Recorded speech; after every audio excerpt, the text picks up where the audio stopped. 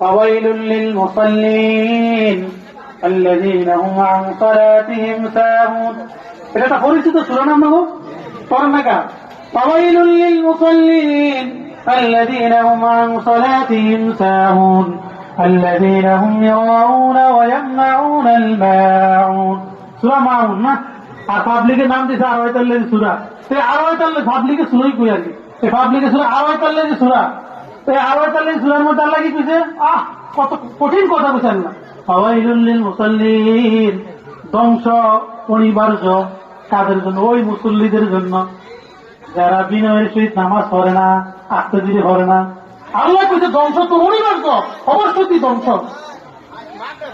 ধ্বংস ওই মুসল্লিদের জন্য যারা নামাজ পড়ে এগুলিকে ধ্বংস, যারা পড়ে না এক অবস্থা তো তাই।